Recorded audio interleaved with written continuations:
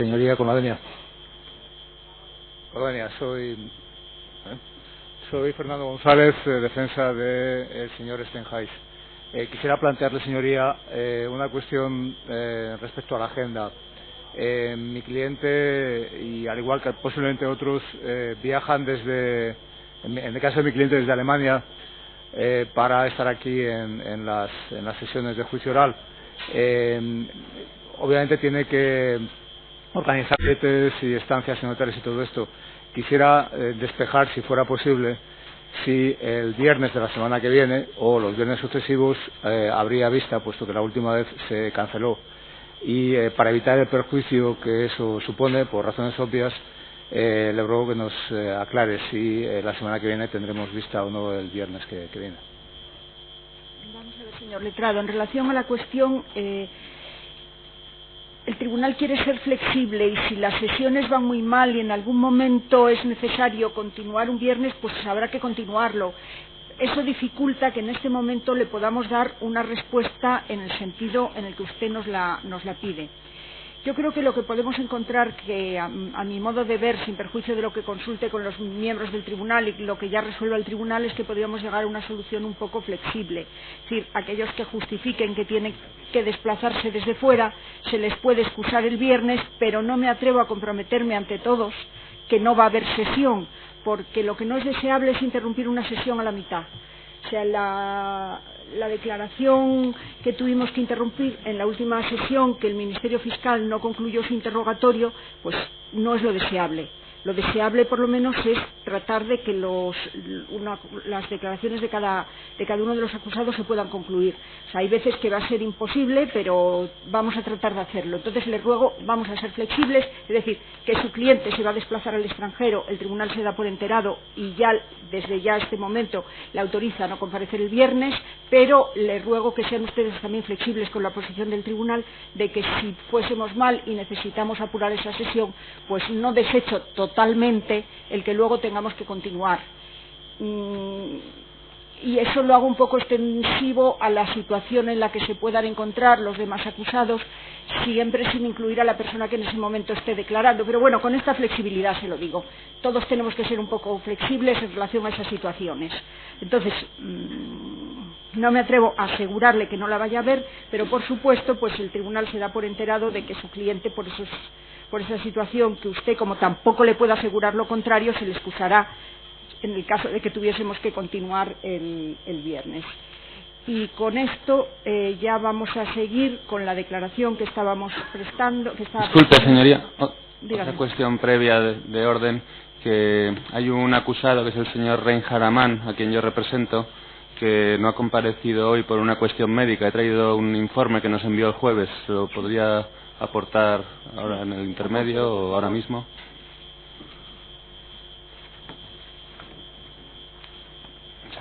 Muchas gracias.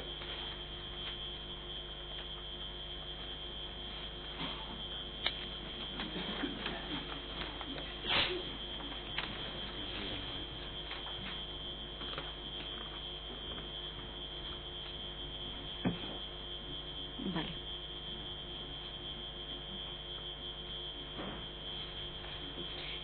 Entiendo que no podrá comparecer ni hoy ni mañana, pero no será inconveniente en las sucesivas sesiones. Efectivamente, señoría. Bien, pues el tribunal queda enterado. Juan Ramón González Fernández. Siéntese, por favor. Buenos días. Buenos días. Todos hemos tenido la oportunidad de releer lo que ya declaró en las sesiones anteriores. Le ruego, por favor, al Ministerio Fiscal que retome el interrogatorio en el punto donde lo dejó y igualmente a todas las partes. Vamos a seguir haciendo ese esfuerzo para no perder el tiempo con reiteraciones que no nos llevan a nada. El Ministerio Fiscal tiene la palabra. Sí, con la venia, señoría. Vamos a ver, señor González. Lo que quería ahora es someter a su consideración algunos documentos que entiendo puede conocer, y en relación con actos con los que ha podido usted intervenir. En concreto, en relación con las operaciones de Parque Marítimo Anaga. Mire, como no quiero que se pierda en el interrogatorio, ni que la sala tampoco lo pueda hacer, porque la operación es muy compleja, quiero simplemente recordarle, al hilo de contextualizar los documentos que le voy a exhibir, que cuando Grupo Unido adquirió Parque Marítimo Anaga, en realidad lo hizo de dos formas.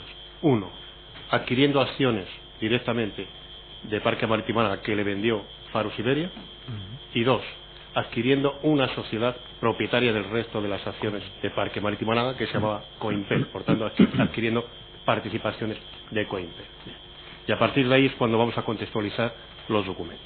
En primer lugar, señoría, quisiera que se exhibiera al señor González el documento que se encuentra en la pieza documental 3C, José Abascal 38, tomo 1, 2 de octubre de 2007, tomo 1, despacho Juan Ramón González, página 787 del escaneado. 787 del escaneado. Sí.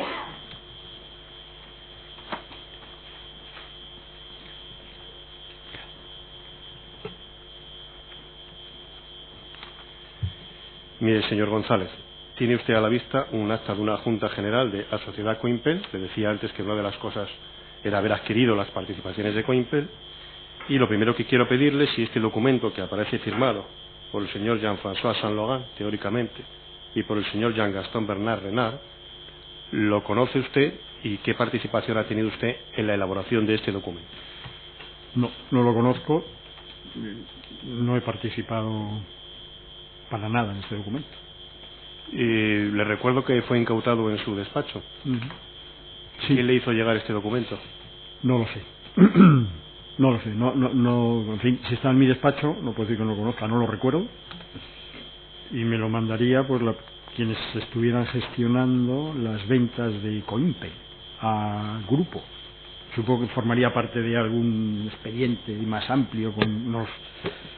De acuerdo.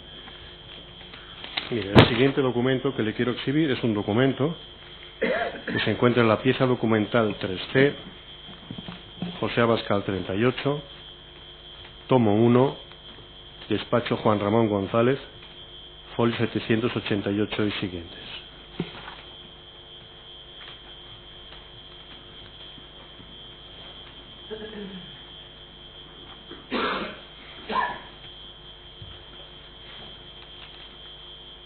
Mire, señor González, este es un documento por el cual la sociedad Dumar Investment se compromete a vender a Grupo Unido las participaciones que tiene de la sociedad Coimpel. Teóricamente está firmado por el señor Saint-Laurent. Y igualmente le recuerdo que está incautado en su despacho, por tanto la pregunta es la misma. ¿Conoce este documento e intervino usted en su elaboración? No me acuerdo del documento, pero en fin, lo estoy leyendo. Es otra venta de acciones, entiendo. Es compromiso de vender participaciones de Coimpel por parte de la propietaria Dumar Investment a Grupo Unido. Si comprendo que puedo ir tan despacio como usted necesita. No, es que estaba echando una ojeada así por encima. Desde el momento que me dice que no lo conoce, pues... No conozco el documento, vale. no conozco el documento. El siguiente documento, señorías, es el documento cuya ruta es documentación incautada, calle La Maratón, caja 5, bloque 14, páginas 89 y siguientes del escaneado.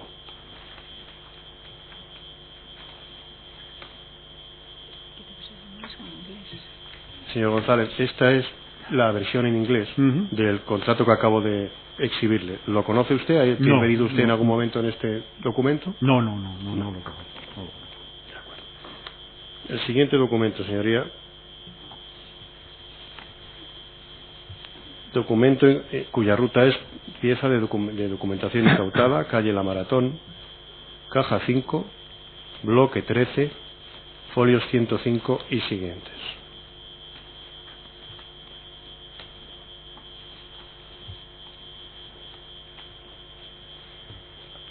Este es otro contrato por el cual la otra sociedad propietaria de Coimpel, que es Den & Bradley, se compromete a vender a grupo las participaciones que tiene en Coimpel. La pregunta que le hago es la misma. ¿Conoce usted este documento? ¿Qué intervención tuvo en su caso usted en la elaboración de este documento? Pues si estaba en mi despacho... No, este estaba en la calle La Maratón, en la sociedad Grupo Unido. Pues no lo conozco. Y no recuerdo haber participado para nada en Bien. este documento. El siguiente documento, señoría, es la misma ruta que la anterior, pero folio 108 y siguientes. Repito, es la maratón, caja 5, bloque 13, 108 y siguientes.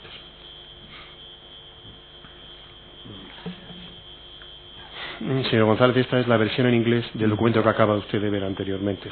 Tampoco usted ha intervenido en este documento, ni lo conoce. No, en castellano no, en inglés menos, desde luego no. Bien. Siguiente documento,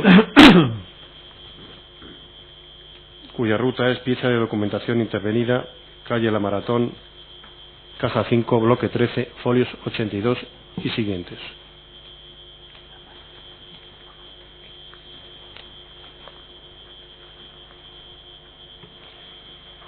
Mire, antes le enseñaba un compromiso de venta, ahora viene un contrato privado de venta de acciones, de 30 de julio, entre la sociedad Dun & Bradley y Grupo Unido. ¿Conoce usted este documento? ¿Ha tenido alguna intervención en su elaboración? No es igual que el anterior, ¿verdad? Este ya es el contrato de compraventa, el otro era un compromiso, este es un contrato privado. La formalización del compromiso. Pues no me suena. A ver, me suena la operación, no el documento. La operación que estaba comprando, Grupo estaba comprando acciones de Coimpel y de Anaga, me suena. Este documento en concreto no me suena. Bien.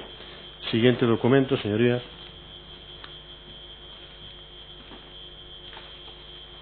Que se encuentra en la pieza documental 3C, José Abascal 38, despacho de Juan Ramón González, tomo 1, folio 797 y siguientes. También existe una copia de este documento en la calle La Maratón, caja 5, bloque 13, folios 98 y siguientes. En el momento que necesiten repetición se lo digo, señoría.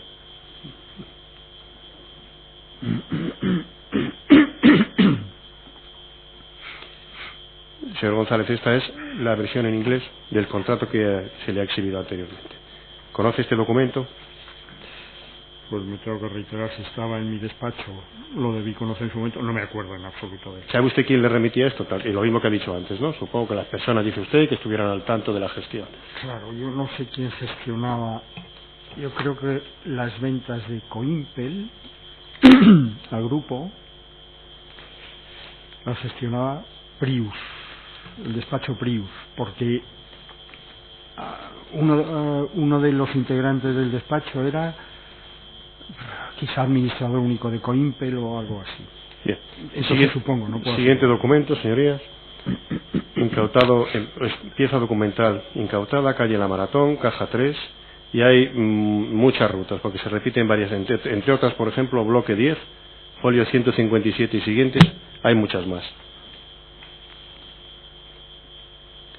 Mire, este es el también contrato de venta de acciones de la otra sociedad, de la sociedad Dumar Investment. Les he enseñado los de Dun & Bradley, estos son el contrato de compra-venta de acciones entre el grupo y Dumar Investment sobre participaciones de Coimpel, ¿de acuerdo? ¿Conoce ese documento? ¿Ha intervenido usted en su redacción? No, de acuerdo.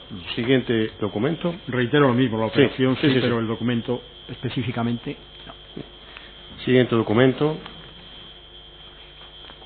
Pieza de documentación incautada, calle La Maratón, caja 3, bloque 11, folios 26 y siguientes.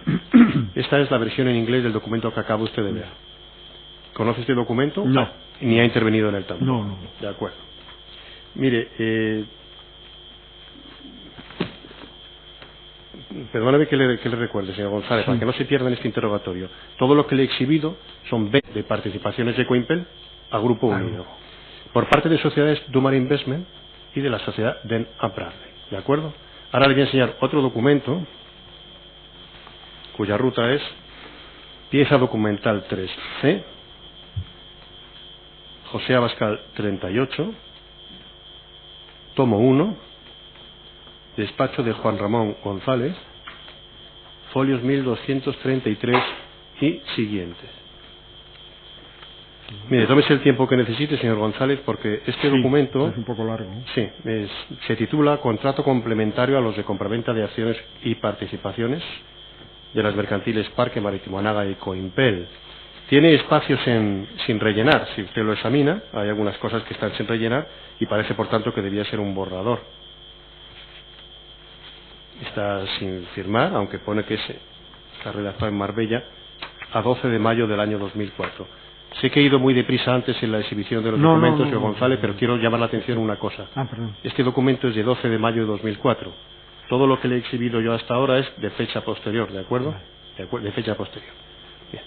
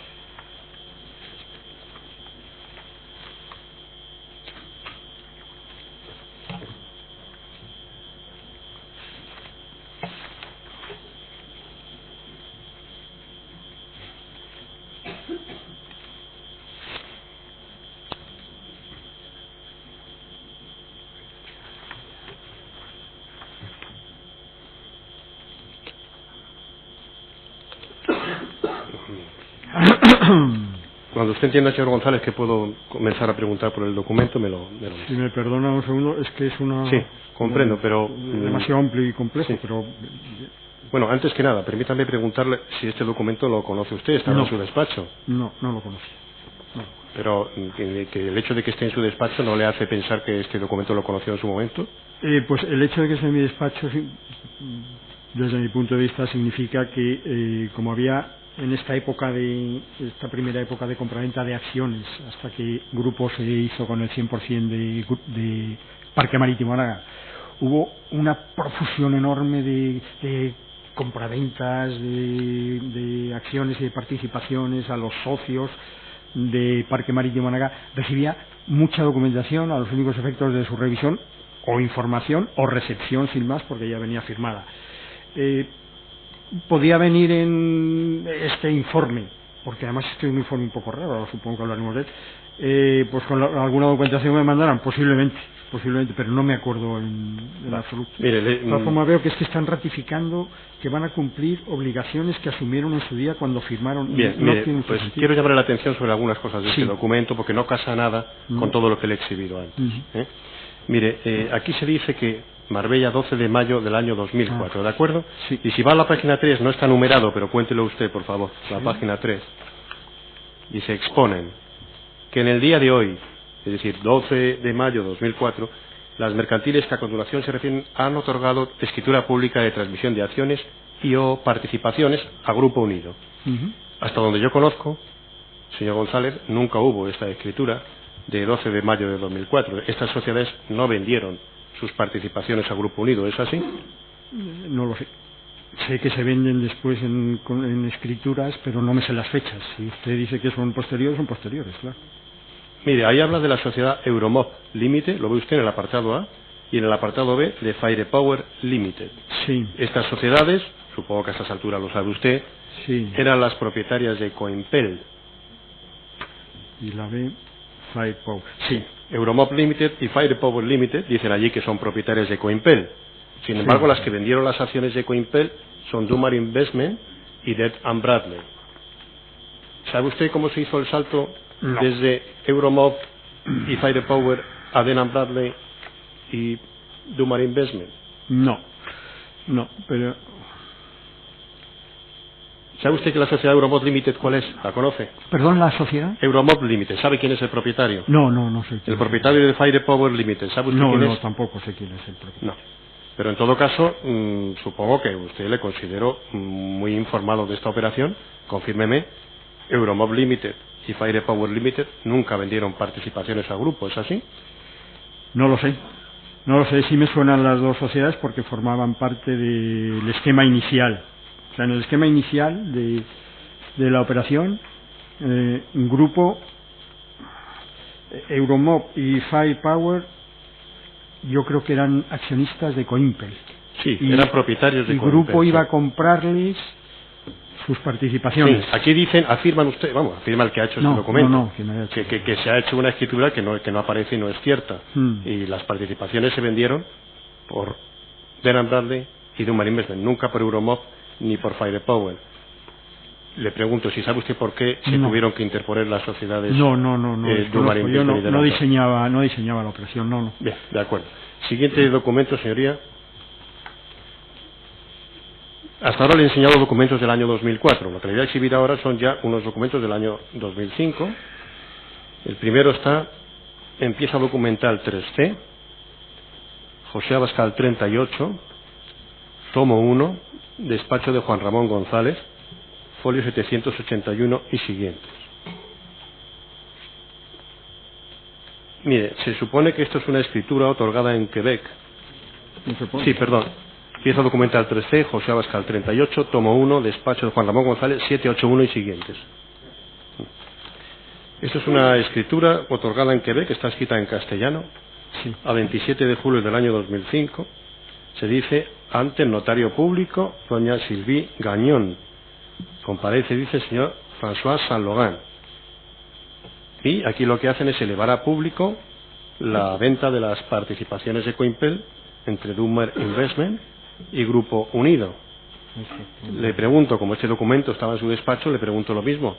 ¿Conoce este documento y qué intervención tuvo usted en su caso en el mismo? Si está en mi despacho, no me acuerdo. No puedo decir que no le conociera, porque supongo que llegó, lo leí, y no tuve ninguna participación. Pues de eso sí. ¿Sabe usted quién le remitió este documento?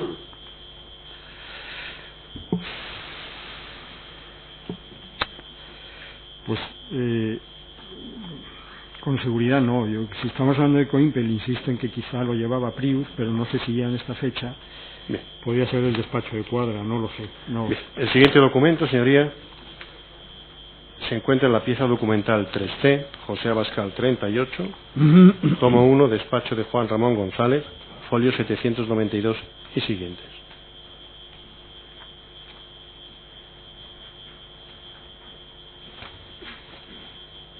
Esta es teóricamente otra escritura pública, esta vez otorgada en Nueva York, también en castellano. Entonces, notario David Pantal, no sé, comparece, dice el señor Jean-Gaston Bernard Renard, por la sociedad de Dun & Bradley y eleva a público la venta de participaciones. Le digo lo mismo, encontrándose en su despacho, qué conocimiento tiene usted este documento y qué intervención tuvo usted en su caso, en su elaboración. Me acuerdo de la venta en sí, del documento no me acuerdo y no participé en su redacción. No. Bien. Siguiente documento, señoría.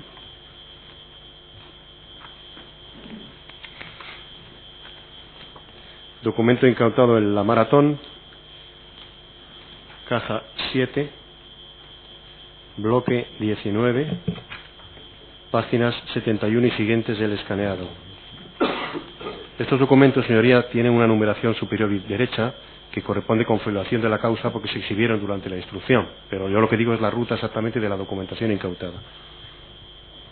Mire, señor González, tiene usted una comunicación del despacho Cuadra de 11 de junio del año 2005 titulada Referencia a compraventa de acciones de Coimpel. Y le dice Domingo Cuadra, que es quien se supone que firma esto, no está firmado, pero pone abajo Domingo Cuadra, Dice, te incluyo los borradores de las 2 escrituras de las transferencias, de las acciones, así como de los 2 préstamos para tu estudio y aprobación. Si usted ve los documentos adjuntos, Sí. ve usted que son las escrituras que yo le he exhibido antes, Los que hemos visto de antes. Montreal, primero, Nueva York, Lo mando Cuadra, sí. aunque yo la que le he exhibido era de Quebec, aquí dice Montreal, ¿de acuerdo? Y Nueva York, pues yo le he exhibido una de Quebec y otra de Nueva York, que parece que se compadece muy bien con estos 2 borradores que le manda el señor Cuadra. ¿Por qué le mandó el señor Cuadra a usted los borradores de esas escrituras? ¿Dice usted que no ha tenido intervención en ninguna de ellas? No, intervención ninguna. Pues, hombre, Cuadra estaba prestando servicios a Forum, a Grupo, y en definitiva Forum. Yo era el asesor jurídico de Grupo y de Forum. Y, pues por una cuestión de cortesía profesional me mandaban los documentos que elaboraban. Es relativamente fácil ver qué modificaciones se hicieron en cada uno de ellos. Bastaría cotejar lo que me mandaban y lo que se firmaba. No recuerdo haber hecho modificaciones sustanciales en ninguno.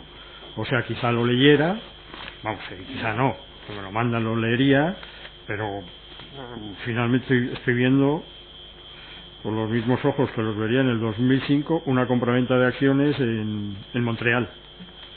Bien. ¿Y usted se extrañó de que se otorgaran en Nueva York y en Montreal unas escrituras escritas en castellano? No me produjo ningún problema. Pues, perfectamente se pueden otorgar documentos en castellano. Bien, no, yo solamente le digo si me le llamó la atención. No me extrañó. Bien. Mire, dice el segundo párrafo, no sé si querrás hacerlas ver por el notario vuestro, habitual, por si le surge algún comentario, que os lo haga antes de que las mismas se firmen ante los notarios de los países de domicilio de las sociedades. La pregunta obvia, ¿habló usted con su notario habitual? No. Bien. Mire, el último párrafo dice, las escrituras, estas 2, han sido consensuadas con, entre comillas, la parte vendedora. Y si tuvieras algún comentario o cambios que realizar, te rogaría que lo incluyeses a forma de comentario y las volvieras a reenviar a nuestro despacho. Ve usted aquí que la parte vendedora, dice el señor Cuadra, entre comillas, no sé por qué tiene que silenciar la parte vendedora. ¿Sabe usted quién era la parte vendedora? No sé a quién se refería, pero bueno, si me atengo al documento era... No, si el documento dice quién es el comprador y quién es el vendedor. Las comillas, pues el autor tendrá que explicar por qué las hace. Bien, sí, obviamente. Sí. Bien, mire, siguiente documento se encuentra en la documentación incautada de la calle La Maratón, caja 7, bloque 19, página 66 del escaneado.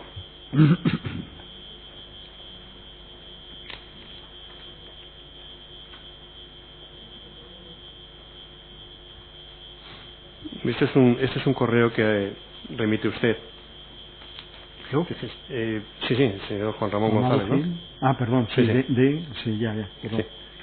Fíjese que lo que le he enseñado es una comunicación del despacho Cuadras de 11 de junio y esta ya es de 11 de julio, posterior. Estoy intentando ir cronológicamente lo más ordenado posible. Y dice usted asunto, compraventa acciones con Impel. Elis Verdon-Schott, la destinataria, supongo que es una persona empleada del despacho Cuadra. No la conozco, pero por deducción lógica debe ser una persona del despacho de Cuadra. Me dice usted que en relación con el correo adjunto le traslado los siguientes comentarios comunes para ambos contratos. Entiendo que son comentarios a las 2 escrituras que los que acabamos de ver, sí, tienen mucho sentido. Sí. Bien. Dice, bueno, usted señala ahí 2 cosas. La segunda que señala dice, entiendo que salvo que responda a otros motivos, no es necesario que el señor Bernard Renard se desplace de Nueva York a Montreal, solo para firmar estas escrituras en el país donde están domiciliadas las sociedades vendedoras. ¿Quiere usted contextualizar esta observación suya? Sí, es decir, ¿sabía usted quién era el señor Renard? No le conocía. ¿Y sabía que estaba en Nueva York? No, tampoco. Entonces, ¿por qué le dice no es necesario que se desplace de Nueva York a Montreal? Hombre, estamos analizando una respuesta. Sería bueno ver la pregunta. Porque cuando yo le digo que en relación con la documentación te hago los siguientes comentarios, que decir que me ha mandado ella o Cuadra, no sé exactamente quién lo mandaría, esos documentos que acabamos de ver, y alguna preguntarían, porque estos son respuestas a preguntas. No sé quién es el señor Bernard, no sé por qué está en Nueva York, y finalmente lo que le estoy diciendo, a ver, podemos suponer que me dice que si el señor Bernard está en Montreal, que si es necesario que se desplace a Nueva York para firmar. Y yo le digo, entiendo que no es necesario. Al contrario, dice al contrario, que va a que vaya de Nueva York a Montreal. Pues, en fin, yo lo que le digo es, no es necesario que se desplace a firmar unas escrituras porque las sociedades compradoras o vendedoras están domiciliadas en ese país. Estas son observaciones que hace usted en el apartado comparece, sí. Y luego va el apartado expone, que decide las escrituras. Sí. Dice, sí. Cuarto, cesión de crédito. Bueno, de los contratos. Bien, mire, en aquellos contratos, aparte del precio por la adquisición de las participaciones de Coimpel, aparte de ese precio, se cedían unos créditos que se decía que la vendedora tenía contra Coimpel. ¿Me sigue, verdad? Sí, recuerdo el tema de los créditos porque se exigió que certificara incluso el auditor que existían tales créditos. Y dice usted, sugiero que se configure como una cancelación de crédito más que una cesión. ¿Por qué? Pues si hoy no sabría contestar, entonces tampoco, pero déjeme que le diga que es que el contrato veo que va, el correo va con copia a Amado Gil Castillo y a Antonio Merino.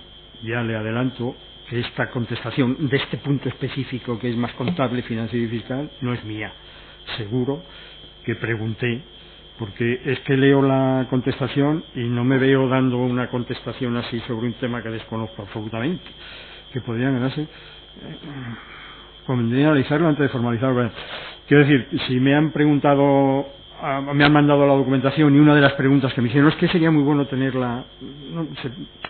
Nos desaparece aquí el correo donde nos pregunta, desaparece. Y dice, estimado señor González, y no veo la continuación, que quizá fuera un poco la respuesta, la explicación de las respuestas que estoy dando.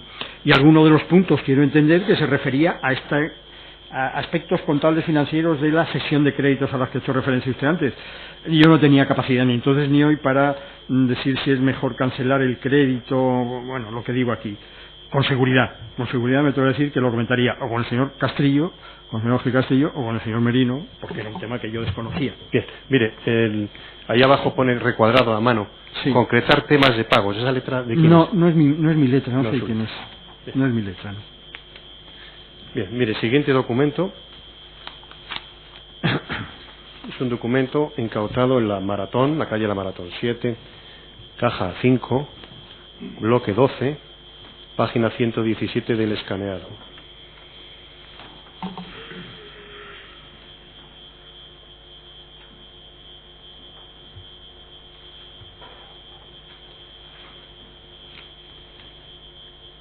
Mire, quisiera que nos dijera... Aquí es un correo que manda usted al señor Juan Carlos Álvarez de Duzco por la cuenta de destinatario. Dice, Juan Carlos, te mando minuta de ratificación de compraventa de acciones. Quisiéramos firmarlo el lunes o el martes de la próxima semana. Estamos en noviembre de 2005. Para contextualizar este correo, sí, esta ratificación de compraventa de acciones se refiere a la ratificación en España de las dos escrituras otorgadas en Nueva York y en Quebec. Sí, yo creo que sí. Bien, sí. Esas eran escrituras de 29 de septiembre de 2005 y 28 de noviembre de 2005. Lo digo porque se dice en el escrito de acusación así. Está hablando usted de la minuta de estas dos escrituras. Sí, se lo mando al notario. Juan Carlos es el oficial de... El oficial de la notaría. Sí, el oficial de la notaría. ¿Usted se encargaba de hacer las minutas? No, las minutas... Hombre, en este caso seguro que la hice yo. Una minuta de ratificación era elemental. Si tenía, como hemos visto, tenía los contratos o las escrituras, incluso supongo que me mandaría las escrituras firmadas, no. Si tenemos los contratos, eran contratos privados otorgados ante notarios extranjeros, ¿verdad? Primero le escribí un contrato privado, después le he enseñado escrituras teóricamente otorgadas. Sí, o bueno, pues escrituras, sí. En Nueva York. Sí, bueno, en todo caso, como actuaban, he visto estos señores, las dos personas extranjeras que me ha citado, actuaban como mandatarios verbales de grupo, requería de la ratificación posterior. Seguro que esta minuta de ratificación, que es que el señor, quien fuera quien ratificara, Amado posiblemente sería, comparece y dice que ratifica los documentos que se entregan en ese momento al notario. Sí, seguro que preparé yo esta escrita de ratificación, sí. Y era normal que, quiero decir, en grupo y en fórum, era normal que alguien compareciera como mandatario verbal de Grupo Unido para hacer una operación tan importante como esta. Una persona dice usted que no conoce ni al señor San Logan ni al señor Renard, pero los dos comparecen como mandatarios verbales de grupo. Sí. Sí, así es. Para otorgar las escrituras. Tampoco es una figura típica. Sí, lo sé. Bueno, comparece como mandatario verbal. No diseñó la operación. ¿Y quién le dio el mandato verbalmente a estos señores? Es que le digo que no diseñó la operación. No sé quién les da. No, el mandato verbal, pues sí. Pues, alguien les ha dado el mandato verbal. Claro. Betty comparece como mandatario verbal. Hombre, después se exige la ratificación. ¿Quién lo diseñó? No lo sé. Yo no. Bien. Siguiente documento, señoría. Documento incautado en la Maratón, caja 5, bloque 12, página 122 del escaneado.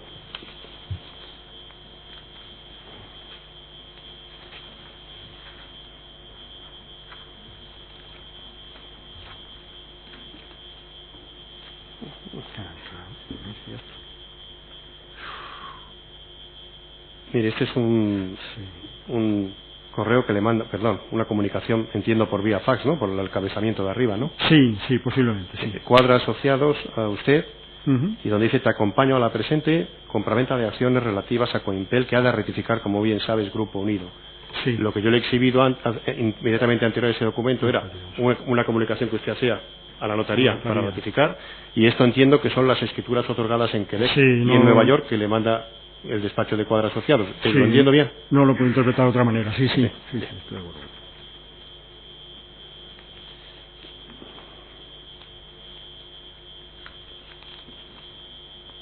Bien, siguiente documento.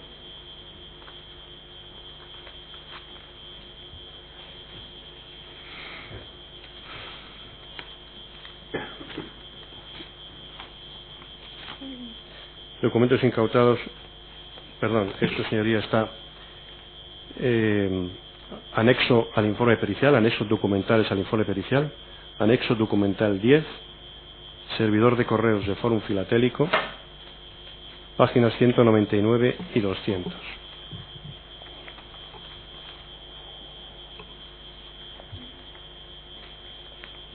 Repite las páginas, por favor. Sí, cómo no. Es anexo documental 10, servidor de correos de Fórum Filatélico, 199 y 200.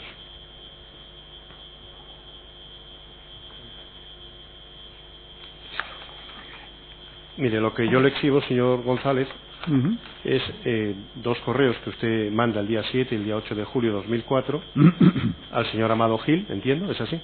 Sí. Asunto compra de acciones, y le manda usted la minuta de escritura de compra de acciones de Anaga.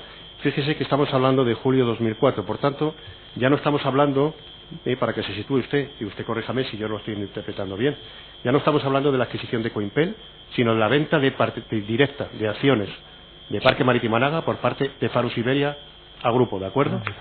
Sí. Entonces, cuando habla usted aquí de Anaga 1 y Anaga 2, ve usted los documentos adjuntos, entiendo que son las escrituras de 12 y 14 de julio de 2004, por las cuales Farus Iberia les vendió a Grupo Unido una serie de acciones de Parque Marítimo Anaga. ¿Es así? Sí, entiendo que sí, van anexos los documentos, así que si es lo que dicen los documentos, sí, pero vamos, no debiera ser otra cosa. Yo no sé si compraron también acciones directamente al señor Pérez, el accionista inicial. No sé si Fórum llegó a comprar, Grupo llegó a comprar directamente acciones a este señor.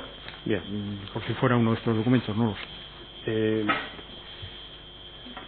Mire, en relación con Parque Marítimo Anaga, yo he acabado este interrogatorio, pero aún así ahora quiero, para terminar, exhibirle unos cuantos documentos que son correos electrónicos, al hilo de los cuales les quiero preguntar ya para acabar su declaración. Como sus señorías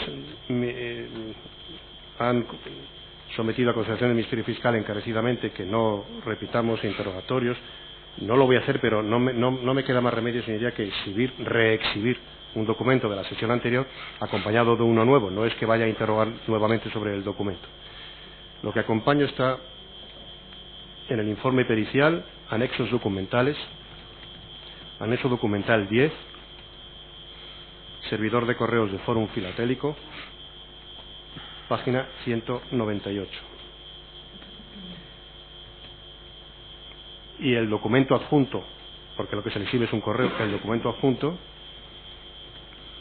está en esa misma ruta, pero hay que seguir la ruta por adjuntos por usuario. Correos SFJ González, enviados, número 198.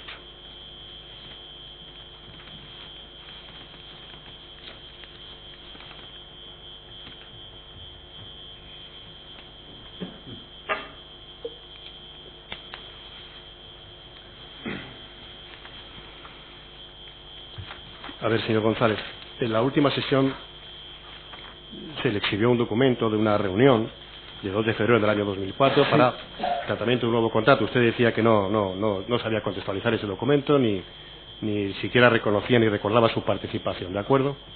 Pero lo que yo le exhibo ahora es un correo de la misma fecha, 2 de febrero de 2004, que manda usted al señor Briones y al señor Merino. Y el asunto es reunión, nuevo contrato filatélico, y dice adjunto acompaño acta de la reunión sobre el nuevo contrato filatélico. Le pregunté entonces si usted había participado en la redacción de este acta y dijo usted que no era capaz de contestar. A la vista de este correo, le pregunto, ¿remitió usted este documento al señor Merino y al señor Briones? Claramente, si el documento anexo, si este acta de reunión es el que aparece grapado aquí, está claro que lo redacté yo, sí. Bien. Al hilo de este documento que se le exhibe ahora, ¿recuerda usted quizá mejor su intervención en aquella reunión? No, sigue siendo... Pero además, de acuerdo. Si me permite, es que no apareció ningún contrato nuevo después de esta fecha. Muy bien.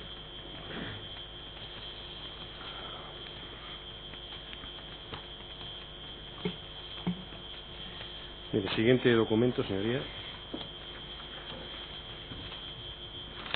está en los anexos documentales al informe pericial, anexo documental 10, servidor de correos de Fórum Filatélico, página 35.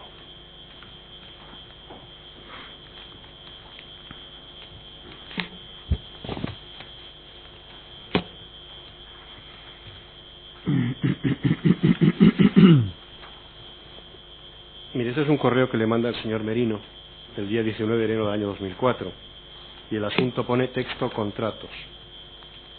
Permítame que le lea. Dice: Juan Ramón, ¿qué te parece lo siguiente para pensar? En virtud de la transparencia hacia el cliente de los precios de la filatelia, que con toda seguridad se preocupará el órgano regulador, podría incluirse una cláusula en los contratos que en lo esencial podría decir: ambas partes manifiestan y el cliente asume que la filatelia que se adquiere en virtud del presente contrato se rige por las listas de precios que con carácter trimestral emite FF y que estos precios, independientemente de recoger datos del mercado filatélico, incluyen un sobreprecio que se justifica por el compromiso que FF asume de a voluntad del cliente y en contrato aparte recomprar la filatelia objeto del presente contrato. Lo primero que le quiero preguntar es, para contextualizar este correo, ¿por qué el señor Merino le hace a usted, le somete a su consideración, porque dice para pensar, que puedan introducir un nuevo texto en los contratos de cara al órgano regulador? ¿De qué órgano regulador estamos hablando y cuál era la preocupación? Bueno, no más que preocupación, parece que lo que hay es idea de aclarar y ampliar información de cara al cliente, pero el órgano regulador, en esta fecha no sabíamos quién era, porque no nos quería regular nadie, o no regulaba nadie, y lo que está diciendo, hasta donde entiendo, que el cliente asume y acepta que hay un sobreprecio por el compromiso de recompra. Sí, estamos diciendo algo que no se decía en los contratos. Desde luego le dice, esto es para introducirlo. No existía hasta entonces ninguna cláusula que le dijeran al cliente: oiga, usted está pagando un sobreprecio, y que sepa que lo hace, que se justifica por el compromiso que tenemos de recomprárselo. Ese es el sobreprecio que usted está pagando. Y esto es lo que dice el señor Merino, que lo introduzca usted en los contratos. Bien, sí, un correo que me manda, creo que no se iba a incluir, no lo sé. Yo, desde luego no lo he visto en ningún contrato esto. No, pero entonces no se incluyó. Bueno, es una consulta, sí, que me hace. ¿Con quién se consultó esto para hacerlo o para no hacerlo? Hombre, el señor Merino me lo pregunta a mí, no sé si lo pregunta a más gente. No sé qué más contactos hizo. Desde luego, a mí me preguntaría sobre los aspectos puramente jurídicos. Mire, vaya el último párrafo. Dice: en consecuencia, la cláusula debe decir que el cliente manifiesta conocer que en el caso de que por cualquier causa hubiera de vender en un futuro sus valores filatélicos fuera del marco de Fórum Filatélico, el producto de la venta podría ser inferior al valor de compra inicial. Entiendo que como esto es una innovación y además no se hizo, y dice el señor Merino que se hace en aras de la transparencia hacia el cliente, nunca se le dijo al cliente claro y transparente que él pagaba un sobreprecio por el compromiso de recompra de Fórum Filatélico y que además, si vendía los sellos fuera, no iba a poder alcanzar el precio de Fórum Filatélico. No sé la información que se daba al cliente cuando se negociaba el contrato, pero bueno, el segundo párrafo no es más que consecuencia lógica del primero. Sí. Si hay un sobreprecio por el compromiso de compra, si usted lo vende fuera, no habrá ese...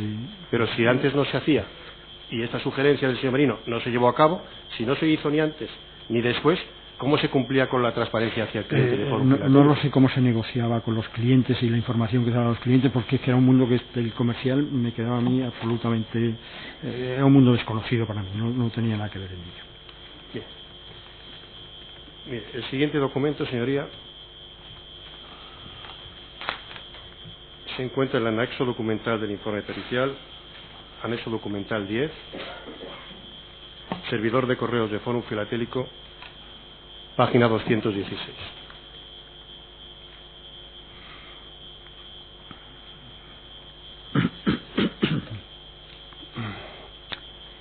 Señor González, le recuerdo que el día pasado de su declaración manifestó usted que usted no intervenía nada en la contratación de los proveedores externos, en los contratos, ni nada que ver con los proveedores.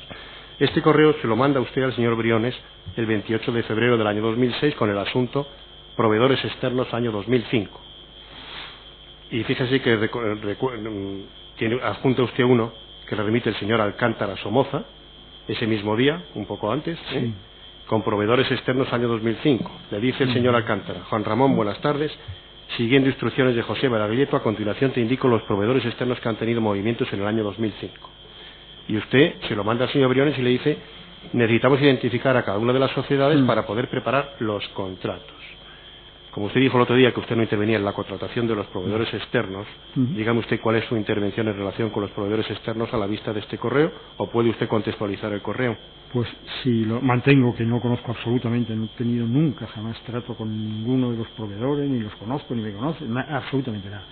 Yo creo que esto responde a que se trataba de, no sé, incluso a la inspección, de acreditarle que los proveedores de Fórum eran sociedades que existían y estaban inscritas en sus países y que cumplían con las normativas que les fueran aplicables. Y a raíz de ahí nos surge, yo creo que me lo pidió Briones, que teníamos que, porque les iban a mandar, o incluso les mandamos una nota, o se mandó Fórum, a los proveedores diciendo: identifíquense, dígame su situación registral, su situación societaria, quiénes son sus administradores, en fin, si están cumpliendo ustedes con la normativa de su país. Y de ahí me surgió la necesidad de que me dieran una lista de los proveedores, porque en absoluto los conocía, y se lo debí pedir a Jorge Alcántara, que era del departamento, no sé si contable. Pero vamos a ver, señor González, fíjese que lo que dice usted ahí es que hay que identificar a las sociedades, a sus representantes y después preparar los contratos, de contratos que no existían. Es decir, usted iba a elaborar unos contratos unos contratos con proveedores externos que les estaba reclamando la inspección o que se le estaba reclamando el ICAC. No, yo esto de los contratos no sé muy bien a qué se refiere, pero sí me acuerdo perfectamente de esta situación y va referida a lo que le estoy diciendo: identificación de todos y cada uno de los proveedores y de sus cumplimientos, incluso fiscales, en sus países de origen, porque creo recordar hasta que se les pedía certificación de sus autoridades fiscales de que estaban al día. Para poder preparar los contratos, no he hecho ningún contrato nunca jamás de proveedores, excepción hecha de Sprint que hablamos el otro día. Nada más, o sea que para poder preparar los contratos, no sé a qué se refiere, pero nunca hice. Mire, ¿usted estaba al tanto del expediente que el ICAC había incoado al auditor externo de Fórum Filatélico? No. Nada. ¿No le comunicaron nunca que el ICAC estaba requiriendo los contratos de los proveedores que no existían en los papeles de trabajo del auditor externo? No. ¿Nunca le ha tenido noticia de eso? Nunca, porque era un tema que yo no llevaba, el tema ni de los contratos de los proveedores, ni de el tema del ICAC, vamos, del auditor. No.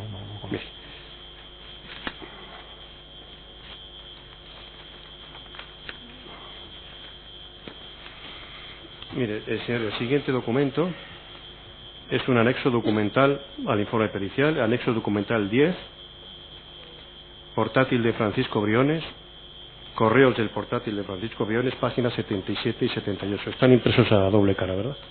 Sí. 77 y 78.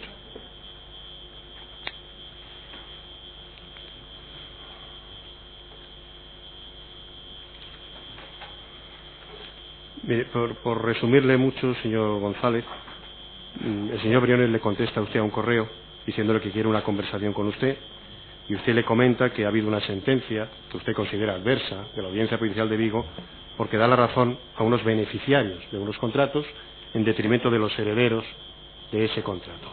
¿Recuerda usted? No me acuerdo, estoy leyéndolo, pero bueno, es una si no me equivoco, ustedes tenían beneficiarios que podían designar en los contratos para suceder al titular del contrato, y en un momento determinado parece que esos se sustituyeron por herederos legales en vez de beneficiarios. ¿Es así? Bien, lo que quiero es que vaya al párrafo que comienza, el tercer párrafo que comienza por afortunadamente, sí. ¿Vale? Y si afortunadamente este tema, con ser importante, por cuanto aún quedan contratos con beneficiarios, no es preocupante, pues, dice usted, tuvimos los reflejos suficientes de eliminar en nuestros contratos, creo que en el año 95, ¿se acuerda usted de 9 años antes?, la figura de los beneficiarios, y como recordará, se circularizó a los clientes una carta para que sustituyeran esta figura a los que lo tuvieran por la de herederos legales. Lo que yo quiero decirle es, en este correo del año 2004, tiene usted memoria de lo que había sucedido 9 años antes, y le dice usted al presidente de Fórum Filatélico que recordará usted que tuvimos los reflejos suficientes para eliminar de nuestros contratos esta figura.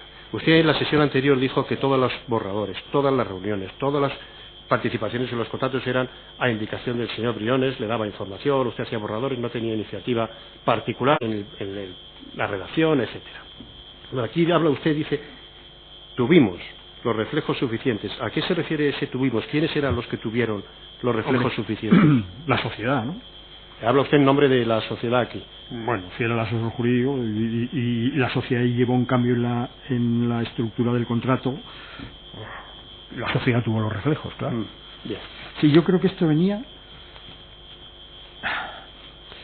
pues no sé si surgió de alguna inspección que dijo que los beneficiarios tenían algún problema fiscal, era un problema fiscal que afectaba a los designados como beneficiarios en el contrato, y se sugirió que fueran sustituidos los que eran beneficiarios por los herederos legales para evitar problemas esencialmente fiscales. Bueno, bien. Pues siguiente documento, señoría. Incautado, disculpe, anexo documental 10 del informe pericial, servidor de correos de Fórum Filatélico, folio 21, y coincide también con el folio 223.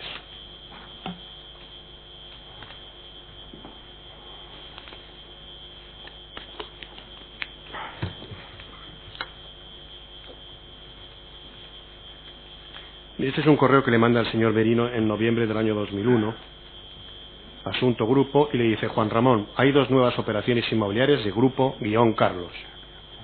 Yo creo que debías mandarle las correcciones del contrato de compraventa del otro día para hacer los nuevos, ya los haga bien, etcétera, etcétera. ¿Las operaciones inmobiliarias de grupo-Carlos se refiere a Carlos Rodríguez? 2001, pues sí, si en aquella época será. Claro, Carlos, había más Carlos. No.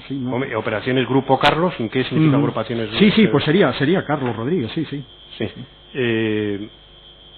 Estamos hablando de noviembre del año 2001. Dice que hay 2 nuevas operaciones, con lo cual estas no son las primeras. No. ¿Sabe usted de qué operaciones estamos hablando? No, sí, sin más. Mire, en el escrito de acusación se hablan de varias operaciones que comienzan a principios del año 2002. Marble Paper, Marble Square, varias operaciones, y supongo que, claro, eso lleva una preparación. En noviembre del año 2001, ¿recuerda usted haber intervenido en preparar ya operaciones que se realizaron en 2002? Pues no recuerdo, pero si se hicieron operaciones, pues simplemente, claro, me requeriría. Dice: yo creo que debías mandarle las correcciones del contrato de compraventa del otro día. ¿A quién debería usted mandarle las correcciones? ¿A quién?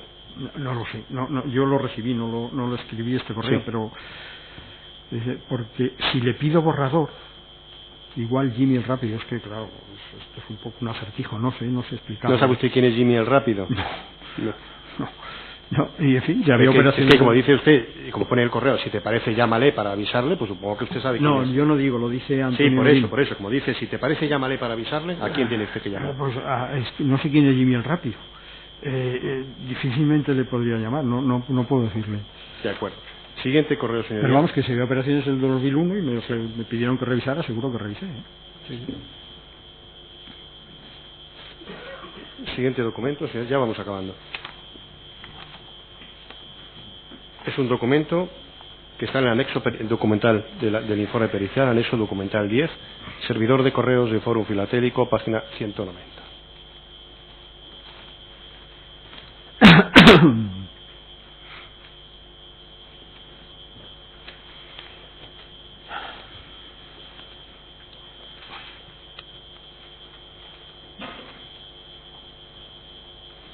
Este es un correo que le manda el señor Merino el día 2 de marzo del año 2006. Y asunto pone Marble. Entiendo que se refiere a las sociedades Marble Squares y Marble Purple. Sí, debe ser así. Mire, en la sesión anterior yo le pedí a la sala que le siguiera un documento que se rotulaba o se titulaba Notas sobre temas pendientes para AMJR. Decía usted que había intentado leer varias veces ese documento y que casi nunca lo acababa. Sí. Pero recordará que en ese documento había un epígrafe que decía Marbe tal y Marbe cual. Perfectamente. Y que tienen un problema, decía, para darnos tiempo a reaccionar en varios frentes con el problema de las Marbe. El problema de las Marbe era que las compradoras de las fincas que primero había adquirido grupo y había vendido grupo no habían pagado las cantidades millonarias del precio y se había tenido que refinanciar la operación, garantías y tal. Le pregunto, fíjese, dice usted aquí, dice el señor Merino aquí, te decía lo de los pagarés. Recuerda que estabas tú hablando con Domingo sobre este tema. ¿Se refiere al señor Cuadra? Claro. Atrasar 6 meses, que no queríamos renovar, etcétera. Dice, pero los acontecimientos nos han superado. ¿A qué se refiere los acontecimientos nos han superado? No lo sé. El señor Merino posiblemente, si se acuerda del tema, se lo podría decir. No lo sé. No sé qué Dice, acontecimiento. no queremos, no nos hacen caso, pero los pagarés están sin presentar al cobro, o sea que necesitan un acuerdo de renovación porque ya no vale otra cosa, creo. Yo le dije el otro día a usted que por qué hablaba con el señor Cuadra sobre este fiasco y por qué no se quejaba usted al señor Llorca, que era el que le había propuesto toda la operación. No, yo con... Perdón. Sí, no. Y dice aquí el señor Merino, será mejor que con Domingo hacerlo con Carlos, pero habrá que dárselo muy hecho. En definitiva, supongo que como la última vez. ¿Sabe usted a qué se refiere el señor Merino con, no lo con sé. la última vez? No lo sé. Sé que está hablando del problema que había de impago por parte de los compradores de las parcelas, tema que estábamos comentando con Domingo Cuadra, pues porque actuaba como representante de las compradoras, creo recordar. Entonces llamó, pero no a mí solo, en fin, Domingo hablaba con Briones y con el departamento financiero de Fonum, con el departamento financiero de Grupo, bueno, con Amado Gil. Entonces yo estaba hablando con Domingo en cómo documentar, formalizar el aplazamiento de pago que nos estaban pidiendo. Bueno, dice que será 6 meses y tal. Después todos estos párrafos del señor Merino debería explicarlos, porque... Sí, en todo caso, fíjese, como yo le pregunté si usted sabía quién estaba detrás de las compradoras, si eran del señor Llorca o no, decía usted que no sabía, Sí, no. Y aquí le dice, será mejor que con Domingo, que dice usted que hablaba por las compradoras, hacerlo con Carlos. Carlos es el señor Carlos Rodríguez. No lo sé, supongo que sí, pero... O sea que el Carlos Rodríguez era también parte de las compradoras. Carlos Rodríguez presentaba las operaciones, no sé si era parte de las compradoras o era el intermediario, hasta donde yo llegaba, vamos. Y si es este Carlos. Mire, vamos, el siguiente documento, señoría.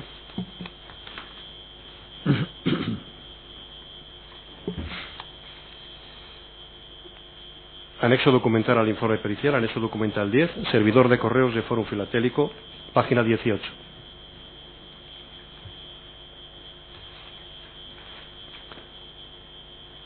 Este es un correo que le manda usted el 2 de marzo de los Bruno al señor Merino y le dice que le comenta, el punto 1, hay que pedirle a Carlos factura de Inmoviltron dirigida al grupo por el importe en que se ejercitó la acción de compra, incluido el IVA, es una petición de Rossi. ¿Carlos es el señor Carlos Rodríguez o Carlos Llorca? Puede ser, sí, y Rossi es el auditor interno de la sociedad. Sí. O sea, que me lo ¿Recuerda usted el contexto de este correo? ¿Por qué había que contestar con Carlos Rodríguez para Inmoviltron? No. ¿Sabe usted cuál es la sociedad de Inmoviltron? Inmoviltron no ha aparecido en los documentos que hemos manejado ahora mismo, era una vendedora de acciones de... No, hasta donde yo sé no. Bueno, me suena Inmoviltron, o sea, alguna operación inmobiliaria está relacionada con Inmoviltron, en grupo Inmoviltron, posiblemente. Vale, ¿usted negoció con el señor Llorca o el señor Rodríguez alguna operación en relación con Inmoviltron? ¿Recuerda? Nunca.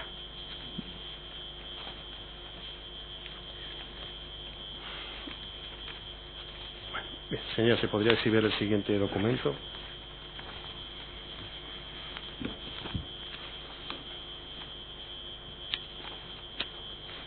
No está imprimido el correo. Espera.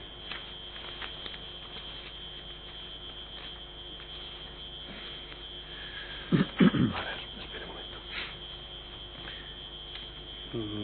Sería en aras de la brevedad, no voy a decir la ruta de un documento que no he podido imprimir, pero en todo caso sí he imprimido el adjunto al correo. El adjunto al correo es anexo documental 10 del informe Periel, CD, servidor de correos de Fórum Filatélico, adjunto por usuario, correo Juan Ramón González,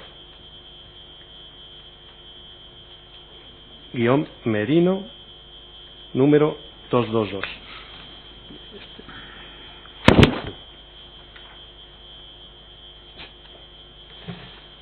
Y ahora pediré que se exhiba el correo en el que va ese adjunto, porque no lo he podido imprimir, señoría. El correo está en el anexo documental 10. Si vamos recorriendo la ruta, está en esta pieza documental 12. En la pieza documental 12. Está aquí.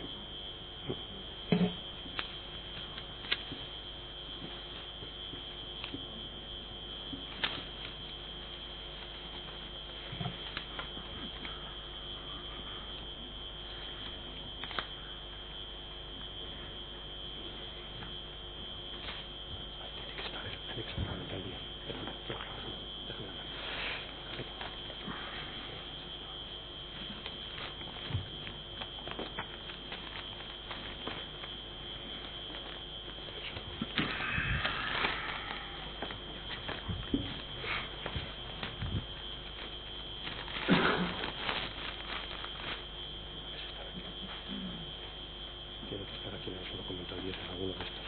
¿Vale? Sí. ¿Ah? No, déjame entonces ese. Déjame ese. Es que a lo mejor le he dado dos de estos. ¿No? ¿Él tiene uno como esto? Completo. Vale. Vale.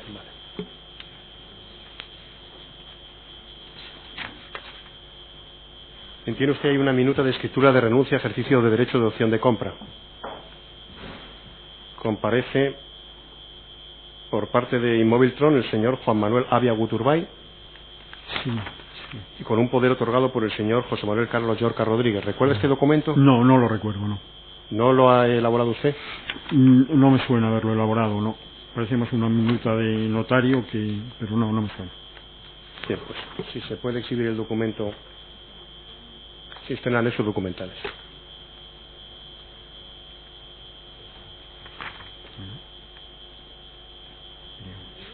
Sí.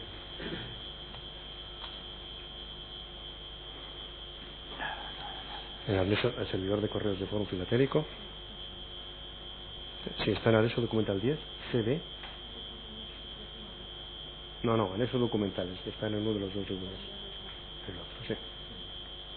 Ya con esto terminamos, señoría. Es que quiero acabar con esto.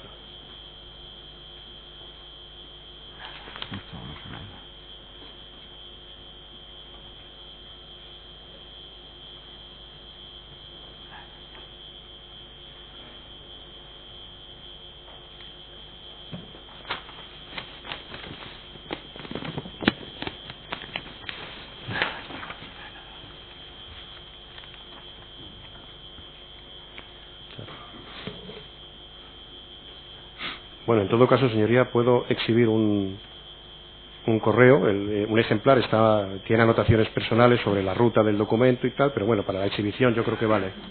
Sí.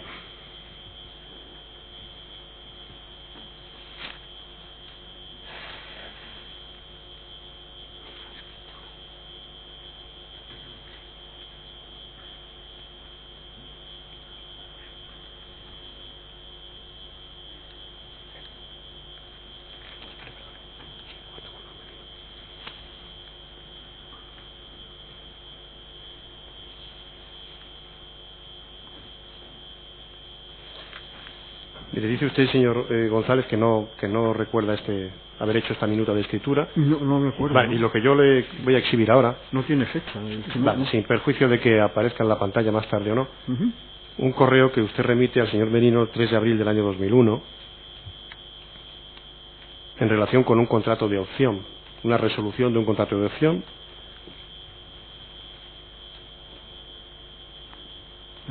Ahora se le exhibirá.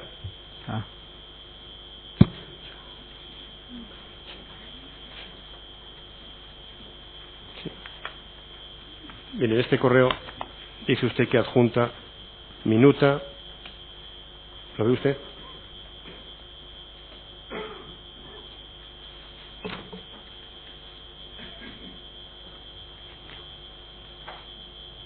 Minuta de escritura de renuncia a la ejercicio de acción, derecho de acción. ¿Me sigue, verdad? Sí. Sí. Y usted adjunta esta minuta que yo le he exhibido ahora, que dice usted que no recuerda.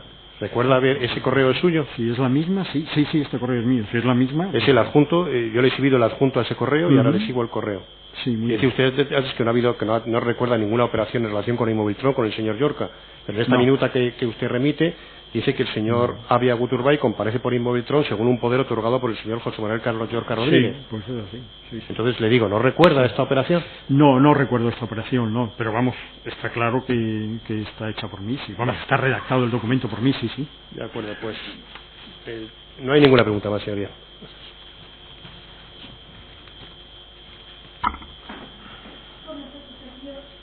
Por las acusaciones particulares. Sí. Con la venia de la sala. Francisco Llanos por Adicai. Solo 2 o 3 preguntas, señoría. Buenos días, don Ramón. Buenos días. Solo le quería preguntar.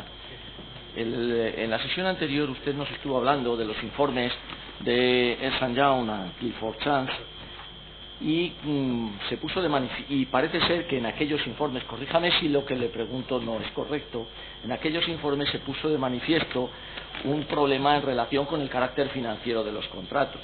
Vamos a avanzar más, vaya directamente a su pregunta, por favor, se lo ruego.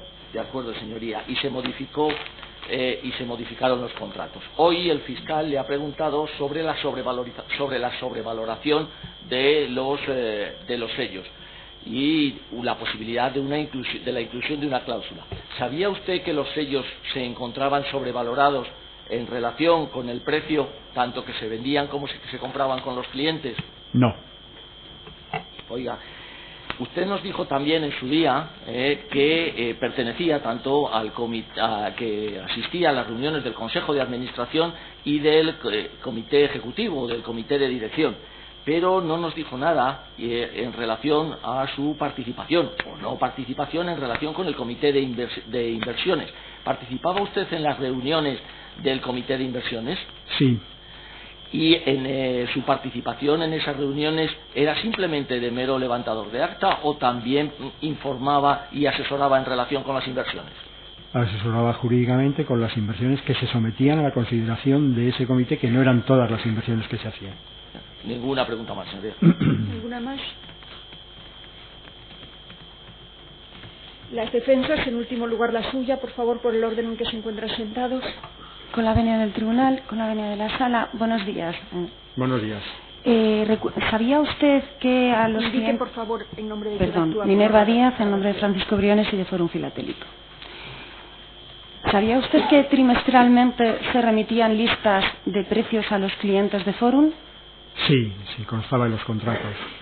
¿Sabía usted que en la portada de las listas aparecía la siguiente leyenda? Precios, incluido IVA, exclusivamente para clientes de Fórum Filatélico, corresponden a sellos de lujo y con garantía de recompra. No lo sé. No lo sabía.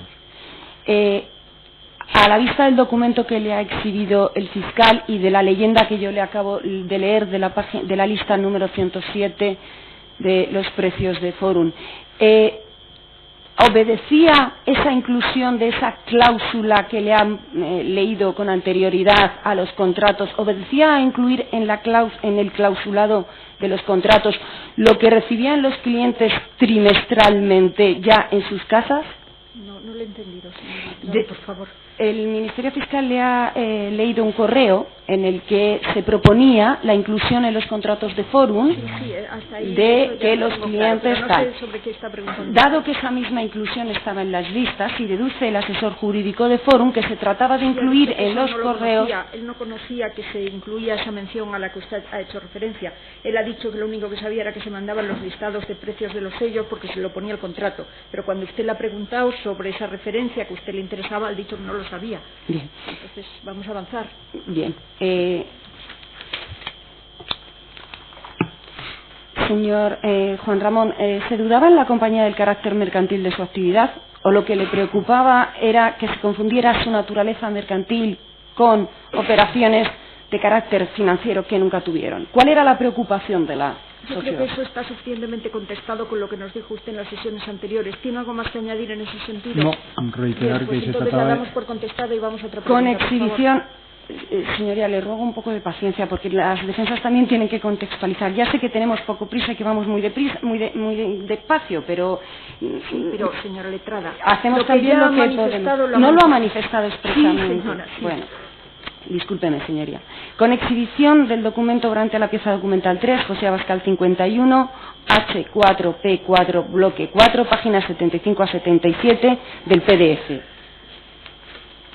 Copia para la sala y copia para el acusado. Copia para el tribunal.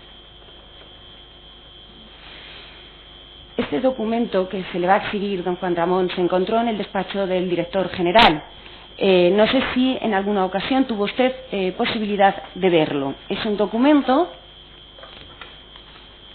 en el que se hace una relación cronológica de folio y medio, poco extensa, sobre la preocupación de la sociedad al respecto de la pregunta. ¿Ha visto usted este documento, don Juan Ramón? No me acuerdo, creo que no. ¿Lo está releyendo por si lo recordara? Sí. Y en este documento, brevemente, se dice que Forum ni es ni puede ser. Es un documento que está fechado el 25 de octubre del 2005. En este documento se dice que Forum ni es ni puede ser una entidad financiera, ni los productos que ofrece son ni pueden ser financieros. Como complemento de esta afirmación acompañamos informe entregado a la inspectora. ¿Tuvo usted en algún momento ocasión de ver esto? Y aquí se relacionan todas las algunas de las resoluciones de la legislación que avalan esta teoría. ¿Tuvo usted conocimiento de este documento? No, del documento no, de los puntos concretos referidos a la Ley de Instituciones de Inversión Colectiva, al Ministerio de Sanidad, Dirección General de Seguros, eso sí sabía. ¿Eran estos los comentarios, las preocupaciones, las ocupaciones de la empresa en relación a su actividad? Claro. Era esto, lo que resume este documento. Lógicamente, sí, porque lo que no teníamos ninguna duda es que la actividad era mercantil. Y las dudas que hubieran podido surgir sobre el tema financiero quedaban resueltas por las consultas que se habían evacuado a estas instituciones. Sí. Bien, gracias. El esfuerzo de la compañía por no utilizar terminología de carácter financiero en sus datos, ¿a qué obedecía? ¿Obedecía a ocultar una eventual naturaleza financiera de sus operaciones o obedecía a una información clara para el consumidor que no incurriera en el error de creer que estaba llevando a cabo este tipo de operaciones? Básicamente respondía a evitar la confusión que una terminología inadecuada pudiera llevar al cliente a pensar que estaba realizando una operación distinta a la que realizaba. Se trataba de no confundir al cliente y aclarar nuestro carácter mercantil. En ningún caso ocultar, porque no había duda de que estábamos realizando actividades mercantiles y no financieras, de acuerdo con todas las instituciones públicas a las que se había consultado. Es en este sentido, le pregunto, porque se ha dicho en esta sala en varias ocasiones que el señor Briones actuaba en la redacción de los contratos.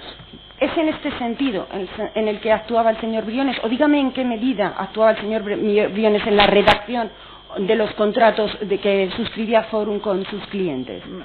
El señor Briones inicialmente, como todos, coparticipó en la redacción y en la definición de un contrato tipo, que fue el que se aplicó a partir de entonces, y las intervenciones del señor Briones a partir de ese momento eran la creación de nuevos contratos que suponían, ya dije en mi anterior intervención, pequeñísimas modificaciones y modificaciones técnicas y modificaciones referidas a la duración del contrato o al número de lotes, etc. Esa era la intervención. Indica ya está contestada. ¿Qué contratos se elaboraban en Forum? Y me pregunto, aparte de los contratos que Forum suscribía con sus clientes, ¿la de prestación de servicios de la red comercial? Sí. ¿Usted intervino en esa...? Yo redacté el modelo tipo de los contratos de prestación de servicios. Vale, pues con exhibición, por favor.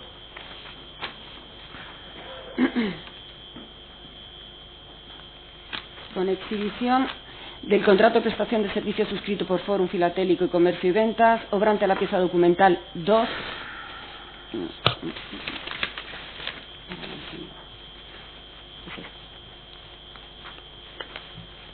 Copia para esta. Sí, gracias.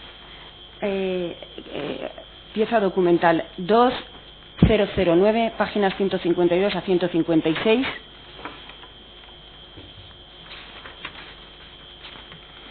Y a la vez que se le pueda exhibir el contrato de prestación de servicios suscrito por Forum y por Coborsa, obrante en la pieza documental 3, Manuel Granero 3537, caja 1, bloque 8, PDF 91-95. Son dos contratos de prestación de servicios suscritos por Forum Filatélico con Comercio y Ventas y con Coborsa. Señor González, los contratos que suscribían en general los agentes comerciales, sean a través de sociedades limitadas o como personas físicas autónomos, ¿diferían en esencia de esos dos? ¿Había grandes diferencias entre esos contratos y los otros que suscribieron el resto de los agentes hasta 3.000? No me consta, por lo que le he dicho, que el contrato tipo que redacté se aplicó. Bueno, no sé qué, supongo variaciones cuantitativas, evidentemente, y demás, pero creo que fue el contrato tipo que se utilizó en la inmensa mayoría. No sé si luego habría especialidades concretas, pero en la inmensa mayoría de los contratos se firmaron de prestación de servicios. Gracias.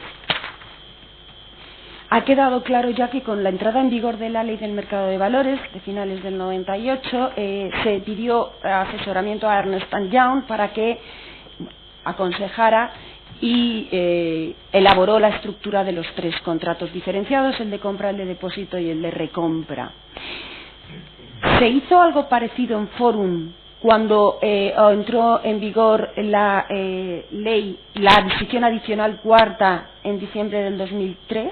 ¿Recuerda usted si se sometió a criterio de despacho jurídico externo el contenido de los contratos? Yo creo recordar que se sometió se pidió informe al despacho de Cuatro Casas, puede ser. Sí. Con exhibición del folio 3926 de la tomo 16, folio 3926 de la pieza principal.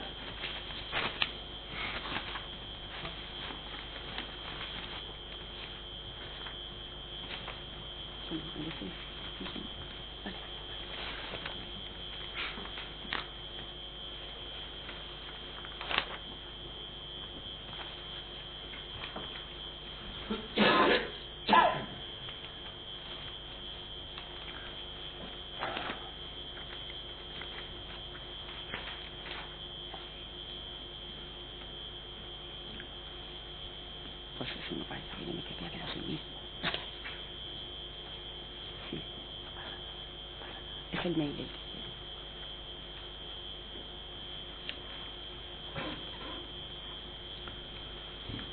Este es un mail que recibe usted del despacho de Cuatro Casas. ¿Se refiere a esa contratación de servicios, ese mail, de la revisión de los contratos? Sí. Por parte de Cuatro Casas. Sí, porque efectivamente lo que se pidió a Cuatro Casas era, o lo que nos sugirieron, era crear unas condiciones generales de contratación.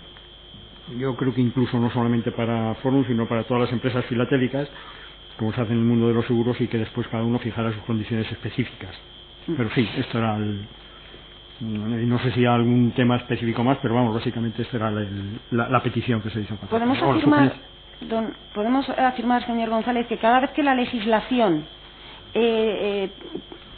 pudiera tener una influencia importante sobre la actividad de Forum, la que venía desarrollando durante toda su vida con sus clientes, si pudiera tener alguna incidencia importante, se sometía al criterio de despachos importantes externos para ajustar sus instrumentos de actuación a esa legislación?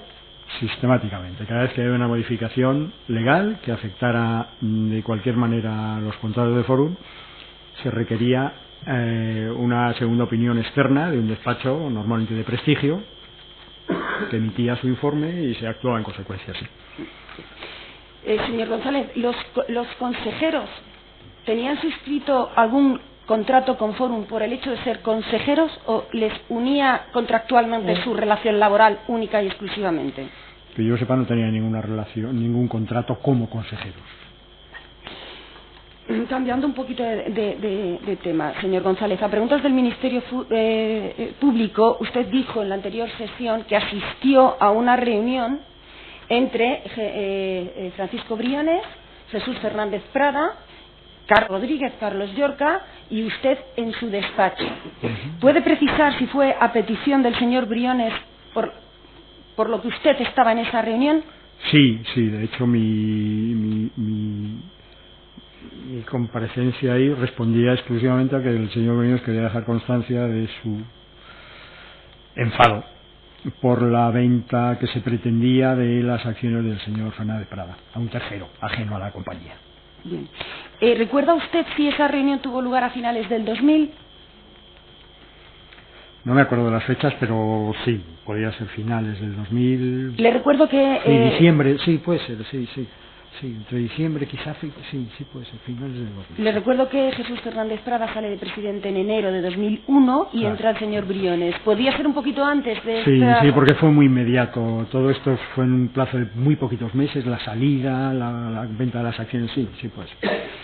Señor González, de su presencia en esa reunión, ¿tuvo usted claro la oposición del señor Briones a la venta por parte de Jesús Fernández Prada de ese paquete accionarial a terceras? No la oposición, la negativa rotunda. Además es que tenía armas legales para oponerse absolutamente a la venta que se había propuesto, porque estaban las acciones indicadas y no se había solicitado autorización del Consejo de Administración, y lo hizo saber así. O sea, sí, fui testigo, claro. ¿Quedó también claro en esa reunión que sería, o propuso el señor Briones, que fuera él, a través de Comercio y Ventas, quien adquiriera esas acciones? Claro.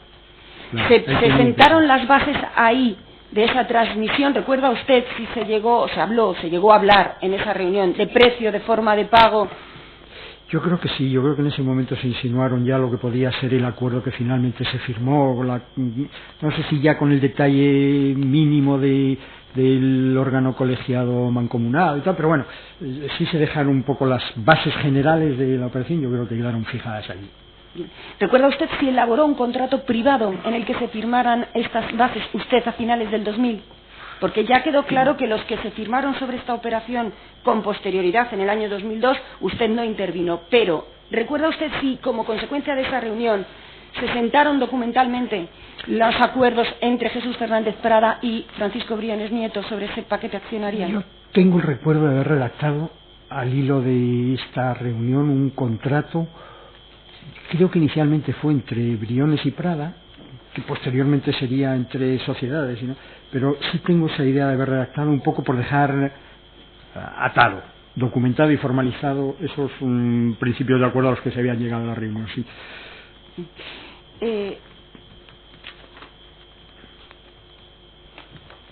Don Juan Ramón, usted ha recibido en Forum durante todos los años que ha estado trabajando en ellos y concretamente con posterioridad a la entrada como presidente de la compañía del señor Briones, ¿ha recibido instrucciones de persona distinta que no fuera el señor Briones o don Antonio Merino o las personas que dirigían los departamentos en la compañía?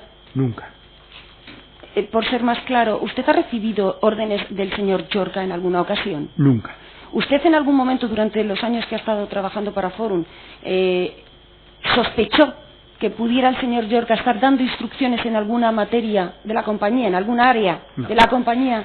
Instrucciones, no. El señor Llorca, Carlos Rodríguez, era un magnífico abogado internacional con fantásticos contactos en la costa que nos iba a facilitar magníficas operaciones inmobiliarias y actuaría de intermediario. ¿Instrucciones de qué hacer? No, nada que tuviera una mínima trascendencia económica. y estas operaciones tenían una enorme trascendencia económica, porque eran unas cifras muy importantes, nada se aprobaba si no, salía adelante si no lo aprobaba don Francisco Briones. Es que era así, todo lo que implicaba un pago significativo requería la autorización del señor Briones y la participación de todos y cada uno de los departamentos que se implicaran en esa operación, financiero, contable, de inmuebles. Nadie daba más instrucciones que quien tenía facultades para ello, y Carlos Rodríguez era un intermediario inmobiliario para mí, ninguna otra cosa. Y por último, don Juan Ramón, ¿usted recuerda cuando don Francisco Briones accede a la presidencia en enero de 2001, cuáles son las materias que aborda en primer lugar? ¿Es cierto o le suena a usted por su trabajo que se hiciera un estudio en profundidad de las distintas filiales con el objetivo de ver cuál era o no viable, cuál era o no relanzable? ¿Recuerda usted esto? Sí, la entrada de don Francisco Briones en la sociedad en el 2000, en la presidencia de la sociedad, es una revolución en la sociedad. La trata de profesionalizar, solicita los informes de Price que dieron lugar a la reorganización administrativa de la empresa, y tiene una preocupación importante porque, que queda constancia de ello, porque a continuación se empiezan a liquidar sociedades participadas del grupo que venían perdiendo. Fue una de sus preocupaciones quitarse el lastre que suponían las participadas, que históricamente no daban más que pérdidas y que no tenían nada más viabilidad. Vale. Y por último, don Juan Ramón, le ha preguntado el Ministerio Fiscal por un correo en el que se le pide información sobre los proveedores externos. ¿Era la agencia tributaria quien le estaba pidiendo esa información? Yo creo que sí, podía ser a raíz de la inspección. Claro, yo no participé en la inspección, pero sí puede ser a raíz de la inspección que pidieran identificar a todos los propietarios. Quizás ¿se dio esa información? Bueno, yo lo que sí creo recordar es que se pidió a todos los proveedores que mandaran la información. No la recibí yo, pero supongo que si no dijo nada la agencia tributaria, es que se le facilitaría. Sí. Pues no hay más preguntas, señorías. Gracias. ¿Siguientes? Con la venia, señorías, con la venia de la sala, Miguel Cuellar, letrado del señor López Hilarte. Con la mayor brevedad posible, señorías. Afirmó usted a preguntas del representante del Ministerio Fiscal que en su ámbito funcional se incluía el de prestar asesoramiento jurídico a las delegaciones territoriales. Así es. De la compañía. ¿Puede brevemente especificar en qué tipo de materias se prestaba ese asesoramiento jurídico? Absolutamente en todas, porque las delegaciones eran delegaciones, pero actuaban un poco como empresas no independientes, pero bueno, actuaban en su ámbito territorial, pues tenían necesidades de todo tipo. Desde clientes que tenían dudas de carácter jurídico, a arrendamientos de inmuebles, a contratos con proveedores de materiales fungibles y, bueno, la actividad normal y diaria de lo que podíamos considerar como una gran empresa territorial, como podía ser Andalucía, Galicia o Cataluña. Yo asumía la función de asesorar en todos esos aspectos estrictamente jurídicos. Bien, y también manifestó a preguntas del Ministerio Público, ya quedó suficientemente claro que acudía usted a las sesiones del Consejo de Administración y que actuaba como amanuense, creo que fue la expresión que utilizó, en definitiva que redactaba los borradores de actas. Sí, redactaba. A ese respecto lo quiero preguntar, señor González. ¿Preparaba usted el orden del día de esos consejos de administración o no. ¿Cómo se preparaba el orden del día? No, pues yo no preparaba el orden del día. Se sugería, pues yo por los consejeros, y si no el señor Briones apuntaba los temas que consideraba de interés que se incluyeran en el orden del día. Como ya hemos dicho aquí, había máximo un par de consejos al año, el de diciembre para contar la marcha de la sociedad y el de aprobación de las cuentas. Sí, aprobación de las cuentas. ¿Usted recuerda, puesto que asistía a esas sesiones, si se trataban asuntos no incluidos en el orden del día? No, nunca. No había temas distintos de los que figuran en el orden del día. ¿No? Que usted recordará, puesto que están todas las sesiones de este juicio, que este letrado ha pedido que se exhiba a otros declarantes documentos que obran en las actuaciones sobre los órdenes del día de las convocatorias. Entiendo que no hace falta que se le exhiba. No. ¿Usted recuerda si estos órdenes del día se corresponden con la realidad? Son los que se corresponden con las convocatorias de los consejos. El Consejo deliberaba sobre el contenido del orden del día, sobre los puntos contenidos en el orden del día, con carácter general, no recuerdo ninguna excepción. Bien, y una vez que usted redactaba las actas, ¿qué ocurría con ellas? ¿Qué itinerario seguían esas actas? Pues la enviaba al presidente y la enviaba al secretario. Cuando se había tratado algún tema específico de un departamento concreto, por ejemplo el departamento financiero, se lo mandaba también porque normalmente habría expuesto el jefe de ese departamento, le mandaba también una copia del borrador para que me hiciera las anotaciones, modificaciones que consideraran necesarias, me la devolvía, se redactaba el definitivo y pasaba ya el documento definitivo a la firma del presidente y del secretario. Y una vez que estaba el acta definitiva firmada por el presidente y el secretario, ¿qué ocurría?